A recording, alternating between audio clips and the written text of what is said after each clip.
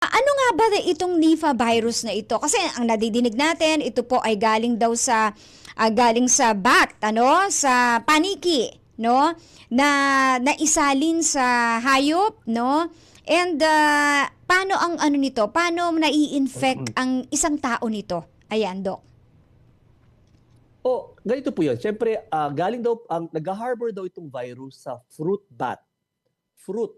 Yung bat po na mahilig kumain po ng mga prutas. Prutas. Galing Mm-mm. sa laway nila, sa ihi Mm-mm. nila, sa dumi nila.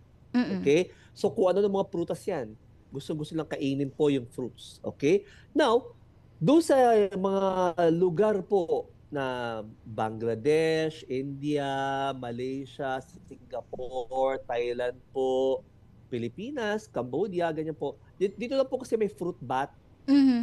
paniki, Mm-mm. paniki, na may ganyang klase pong genus or species.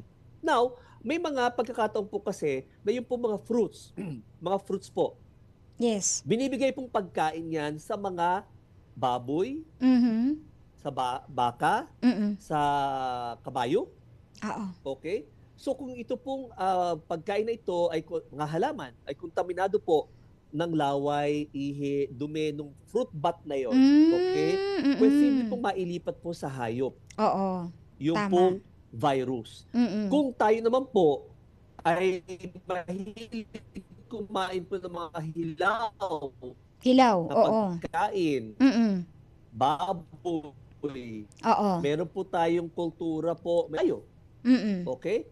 Tapos kontaminado po yung meat o yung pong karne, Hala, okay? Posible oo. po na mailipat po sa tao. Mm. Tao. Yes po. Okay, now, ngayon, na-diagnose po may Nipah virus po itong tao.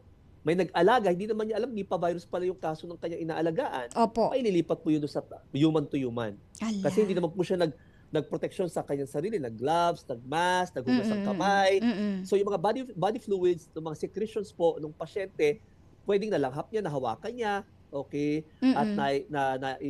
pumasok sa kanya pong sistema. So nailipat po kaagad. Ang Ah, nakakatakot po kasi, sabi po sa pag-aaral, 40 to 70% ang case fatality rate. yeah. Okay? Okay, oo. 40 Yes to po, Doc. 70% po. Talaga po, lalo na po pagka pumasok po sa brain, Mm. encephalitis, pumasok po sa balot ng ating brain, meningitis po, medyo wala na pong balikan. Okay? Mm. So, Mm. yun po ang nakakatakot po doon. But then, remember, yun nga, ang nakakatakot po, wala pang gamot, wala pang bakuna for this.